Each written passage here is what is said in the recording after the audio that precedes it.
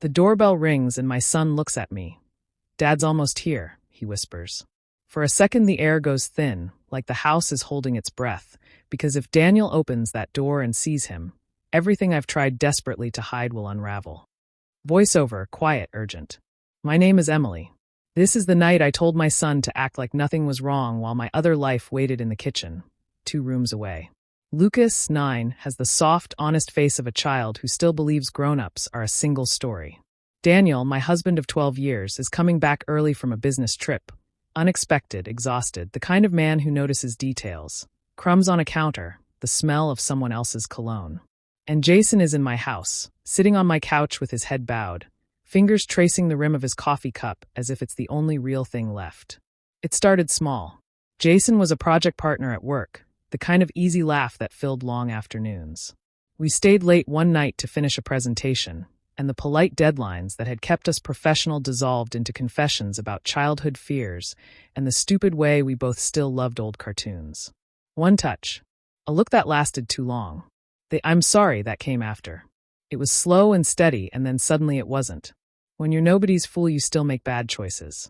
You tell yourself you're doing it for something, attention, a way out, proof you're alive, until the truth is uglier and softer and just human.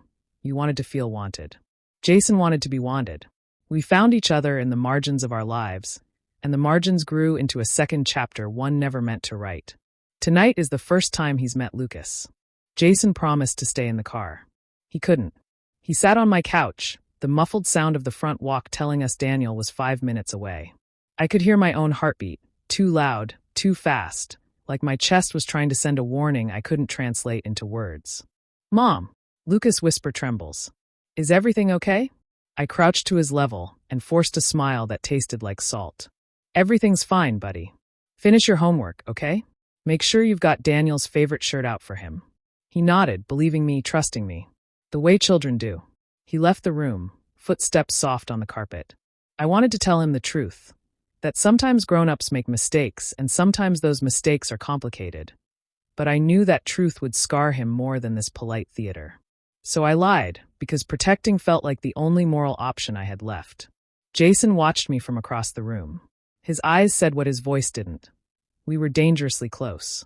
He stood up when I did, filling the space between us with the warmth of someone who'd crossed boundaries and didn't want to go back. We had always been experts at timing. Now our timing was a lie. The front door opened. Daniel's keys jangled in the lock, the familiar cadence of his arrival. The house smelled of his cologne, sharp and safe, and it stabbed through the fog of my guilt.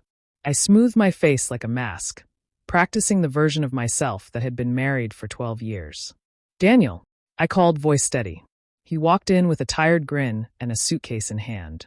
He wrapped his arms around Lucas, ruffled his hair. He kissed my cheek like a man who believes home is a single thing, not a complicated map of secret roads. Jason stepped from the living room, and time hiccuped.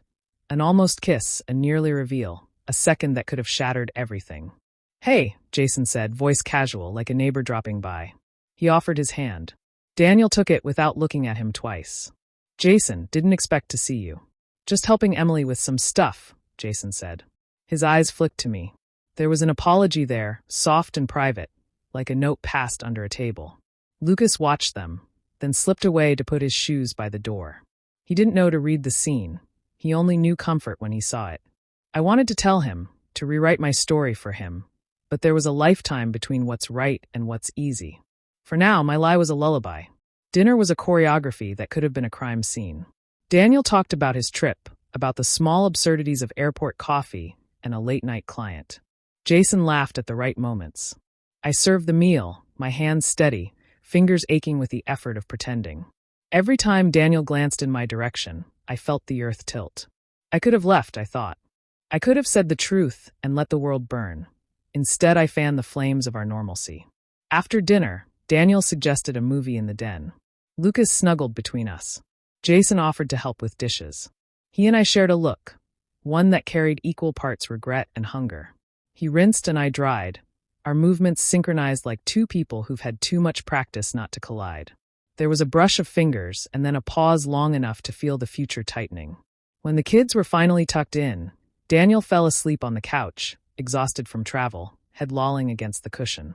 Jason and I stood in the dim kitchen, the house humming with the sound of a life that wanted certainty.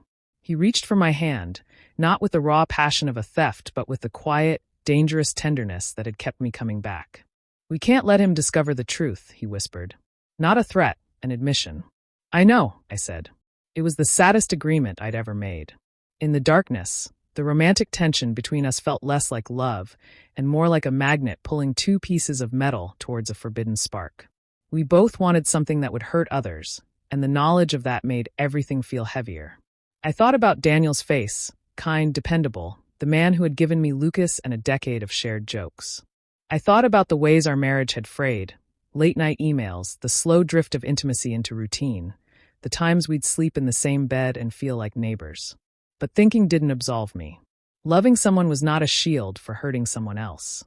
"Leave," Daniel mumbled in his sleep, words half carried away. The name sounded like an echo. For a moment I considered waking him and confessing everything, letting the truth be a purifying fire. I imagined the look on Lucas' face, the way his small hands would clutch at us, and I knew some truths aren't for children.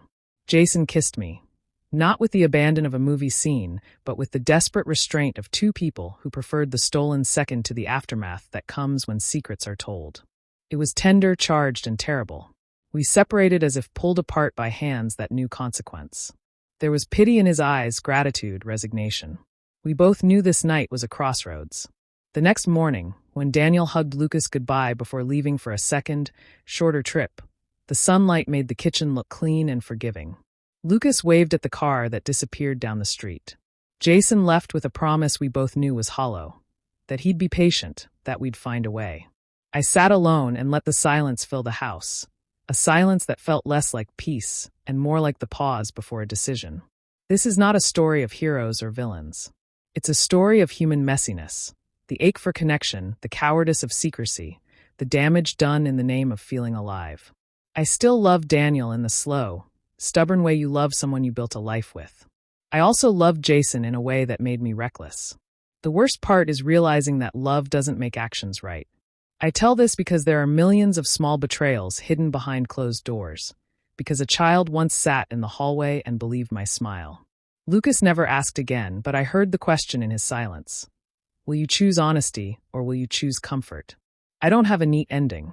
We're still figuring it out. Therapy, hard conversations, the messy wreckage of rebuilding or letting go. Sometimes the bravest thing is to admit you were wrong, to step into the light you've been avoiding. If there's one thing I hope people take from this, it's that secrets have weight. They shape the way your child sees safety. They can become the very thing you wanted to avoid. The night Daniel almost discovered the truth was a lesson. Love is not enough when it's allowed to hurt the people you promised to protect.